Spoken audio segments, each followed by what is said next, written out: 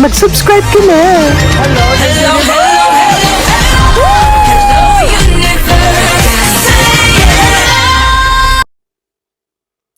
Hello mga buweks! Magandang gabi sa inyong lahat. Galaw-galaw para hindi ba paimburnal. Hello sa ating mga subscribers dyan. Ganun din sa ating mga new subscribers. Welcome to Parade of Beauty! If you are here tonight, welcome to the new era of beauty. Beauty is in you. O, diba? Kamusta naman kayo mga buweks? Ayan, pasensya na kayo kasi pinutol ko na ang ating palive kanina para sa nagaganap na Miss Universe Philippines Bohol 2025. Dahil alam nyo naman kung gaano ang mga kaganapan doon kanina. Sobrang naloloka ako, sobrang naglalag ang kanilang palive. To be honest, ang ganda ng kompetisyon, ang ganda ng production, maliit lang yung stage, maliwanag, ano pa ba? Basta ang ganda ng opening, gusto ko yung mga kaganapan doon. At yung flow ng kompetisyon, napakabilis ng facing. Kaya nga lang, dahil sa sobrang naglalag yung kanilang palive, lalong tumatagal ito at kasabay nga ito ng Miss Universe Philippines Pasig 2025 at hindi ko magawa ng paraan ng aking laptop. Kaya hindi ako makapag-multitasking. Gustong-gusto ko rin siyang silipin. But anyway, ayun nga no, kinoronahan ngayong gabi, newly crowned Miss Universe Philippines Bohol. Ayan, muntik na masabing Pasig. Miss Universe Philippines Bohol 2025 na si Tara Goldman. Ang taray. Nakakaloka. Wala akong masabi.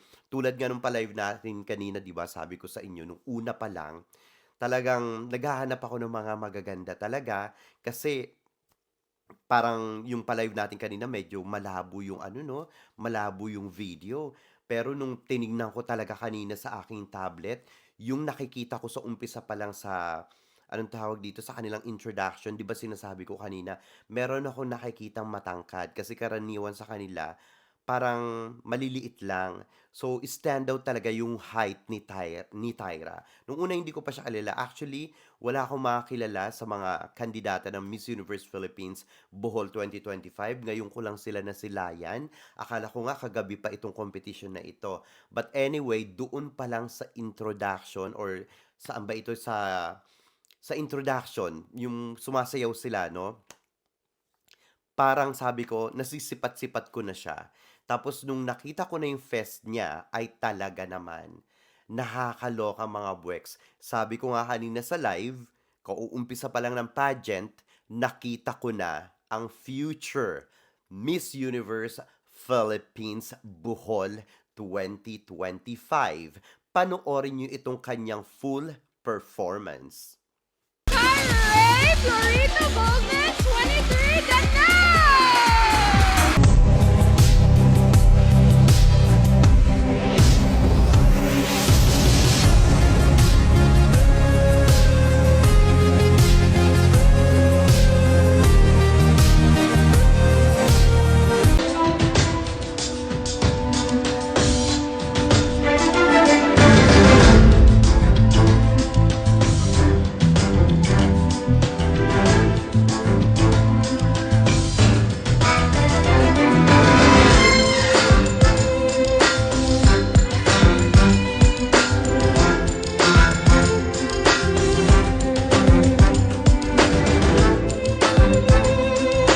I would like to dedicate this to my younger self because I believe the person that I empowered is the little girl who couldn't go out of her comfort zone.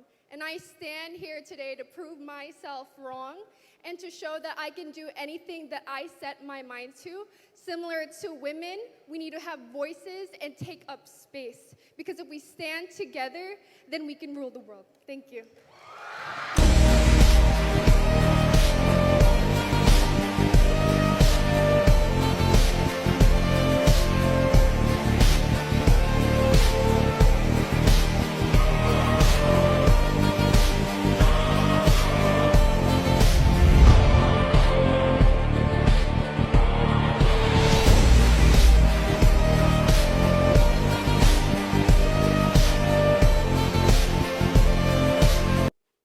Okay, natutuwa naman ako kasi na-predict ko na naman katulad ni Laguna kung sino yung mananalo sa pageant 'no, sa Miss Universe Philippines Laguna na-predict ko siya, sa Miss Universe Philippines Bohol na-predict ko siya, sa Miss Charm na-predict ko rin. Ano ba? Nakakatuwa lang kaya nga lang, siguro kung hindi lang nagla-lag yung kanilang pa-live siguro parang more or less parang 2 hours lang itong pageant na ito. Nakakatuwa, wala siyang ano, wala siyang masyadong commercials 'no, 'yan ang gusto natin, mabilis yung facing, tuloy-tuloy, walang masyadong parang tumatagal na mga 5 hours, 6 hours ang kompetisyon, nakakaloka, 'di ba? But anyway, very deserving naman talaga itong si Tyra Goldman kasi from the very beginning ng competition, sa kanilang production number, sa kanilang introduction number, kitang-kita mo naman na talagang laban na laban. Nakikita mong gigil na gigil si Tyra na masungkit ang korona ng Miss Universe of Philippines Bohol 2025. Kaya nga lang, hindi ko na nakuha na ng video kasi ito yung kanyang full performance. So hindi ko na nakuha na ng video yung kanyang, hindi ko na na-record, no? Na-screen record yung kanyang performance during the swimsuit competition. Kasi nga, tumatumbling yung pa-live nila, di ba? So hindi nakuha doon sa pa-live nila yung part ni Tyra na swimsuit. So yung nakita nyo yun sa video, yung tinawag na siya yung best in swimsuit. Bago pa siya tawagin, sabi ko best in swimsuit dyan, si Tyra Goldman. At siya ngayon tinawag. And then of course, sa kanyang performance naman, sa evening gown, hindi ko masyadong bet yung kanyang evening gown. Pero okay lang naman, lahat sila naka-itim, no? Black gowns. Yung kanilang color na ginamit, hindi siya color, shade, no? Hindi color ang black. So shade siya. So lahat sila naka-shade ng black. So medyo sabi ko, medyo madilim nung evening gown na tapos lahat pa sila naka-shade ng black yung kanilang evening gown. But anyway, may mga magagandang evening gowns din doon na talaga namang um, kung masasabi kong palung-palo. Tapos nung sinabi ko na sabi ko parang hindi pang ano, hindi pang parang hindi pang Miss Universe, hindi pang ano yung evening gown niya, yung dating sa akin na. Pero nagagandahan ako sa evening gown niya. Hindi lang siya yung palong-palong-palo. Pero kasi ang dating ng evening gown niya, napaka ano, anong tawag dito? Classy. May class. Yung dating ng evening gown niya. Kasi naniniwala naman ako, pagdating sa evening gown, kasi nanalo din siya ng Best in Evening Gown. So, Hakot Award, di ba? Talaga namang obvious na parang nakikita ko na siya na talaga yung mananalo eh. Kumbaga, bumuga lang ito, magbuga lang ito sa final Q&A, eh talaga namang sure na, no? Sure win na talaga. But anyway, yung sa evening gown niya, naniniwala ako, hindi siya yung pinaka may magandang evening gown. Pero naniniwala kasi ako sa evening gown, yung mga nagbe-best in evening gown, sila yung parang hindi man ganun kaganda yung evening gown, pero nairampa nila ito ng bonggang-bongga. Nabigyan nila ng magandang execution yung pagdadala nila sa evening gown. So kaya rin naman talaga nanalo siya bukod sa best in swimsuit at evening gown, 'di ba? And aside from that, Hakot Award itong si Tyra Goldman. Talaga namang hindi nagpatumpik-tumpik itong si Tyra Goldman, 'di ba? Talagang laban na laban. At alam nyo, syempre, isa sa mga judges diyan si Pauline Amilings. Tapos host pa etong si Maria Gigante. Eh alam mo naman ang mga bunganga nito, lalong hindi naman host si ano, 'di ba? Si Maria Gigante, si Pauline Amelings ang nandun. Siyempre, pipiliin talaga niyan yung magaling bumuga kasi si Pauline Amelings magaling bumuga at ang maganda dito kay Tyra Goldman, bukod sa maganda siya, matangkad siya, masasabi ko na full package itong babaeng ito. Naluloka ako sa kanya mga buweks. Full package, hindi lang ganda, matalino. Kasi ang bugahan nito ay talaga namang bumubula ang bunganga nito at hindi ito nagtitira ni abo, di ba?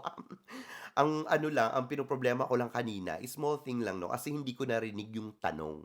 Kasi nag-ano siya, nag-jump, tumambling. Tumambling sabay split, 'no? Kumbaga na-cut siya tapos nag-ano na, yung nanigas na yung video, nanigas talaga. Sana all naninigas, 'di ba? Tapos yung sumasagot na siya. But anyway, kahit na hindi ko narinig or hindi natin napanood yung tanong, 'no? Kasi nga ano siya, tumambling yung ano, yung video, yung pa-live nila. Maganda yung naibuga niya. Right timing, hindi siya umabot doon sa or lumagpas sa time limit, 'no? So maganda yung naibuga niya, napaka-ano lang, hindi naman napaka-ekse, um, on point at merong conviction. And she is very eloquent. Talaga naman na nakikita ko ngayon na si Tyra Goldman ay magiging, ngayon pa lang, isa sa pinakamalakas na pambato ngayong taon sa Miss Universe Philippines 2025 from Bohol. Nako, mga taga Bohol. Etong mga Boholenyo, tama ba yun? Alam nyo naman, no? Etong Bohol, talagang maituturing din natin na isa sa mga powerhouse na lugar sa Pilipinas na talaga namang every year ay nagpapadala ng mga dekalibre, mga malalakas na kandidata pagdating sa iba't ibang beauty pageant sa Pilipinas, 'di ba? Tulad nga ni Pauline Amilings, ayan, 'di ba? Talaga namang, ay nako, etong si Pauline Amilings din, talagang nanglalamon din ito, 'di ba? Nag-first runner-up siya sa supranational at talaga namang pagpapatunay lang ito na ang mga kababaihan sa Bohol ay talaga namang napakaganda. Hindi lang napakaganda, napakatatalino pa, nakakaloka. Kaya naman talagang aabangan natin itong si Tyra Goldman ngayong taon dito sa Miss Universe Philippines 2025. My goodness, mga Wex. Ang daming mga baguhan ngayon sa Miss Universe Philippines 2025 at nakikita ko na kahit baguhan itong mga ito, sa mga lalaban na mga veterans, hindi sila pwedeng magpatulog-tulog dahil ang mga baguhan ngayon ay talaga namang malalakas at handang-handang makipagbardagulan, makipagpuksaan ngayong taon dito sa MUPH 2025. Talaga namang nakikita ko ang potential dito kay Tara Goldman na hindi rin ito talagang hahayaan lang na makikipagbardagulan lang doon, 'di ba? Kailangan talagang ipakita niya rin doon kung ano yung ipinakita niya dito sa Miss Universe Philippines Bohol 2025, 'di ba? Nakikita ko talaga na ito talaga parang hindi natin makikitaan ng pagsuko, 'di ba? Ng pag-urong-sulong, ganyan-ganyan, 'di ba? Talagang nakikita ko na laban siya at porsigido siya na masungkit ang korona ng Miss Universe 2025 or Miss Universe Philippines 2025. And of course, congratulations to Miss Universe Philippines Bohol 2025, Tara Goldman, and congratulations sa mga taga Bohol. Talaga namang hindi kayo nauubusan ng mga dekalibreng kababaihan para i-representa ang inyong lugar sa beauty pageants sa Pilipinas. Talagang dapat you should be proud dahil meron kayong mga ganitong nabubulol na ako. Meron kayong mga ganitong dekalibreng kandidata, di ba? Pangmalakasan, kayang-kayang makipagpuksaan, hindi umuurong sa laban. Lahat gagawin para lang, ay nako, tingin ko etong si Tyra Goldman, tingin ko, isa ito sa mga kandidata na magiging talagang super lakas. Super lakas ngayong taon at handang maniris ng mga kandidata sa Miss Universe of Philippines 2025. At ngayon pa lang ay na-excite na ako ng bonggang-bongga.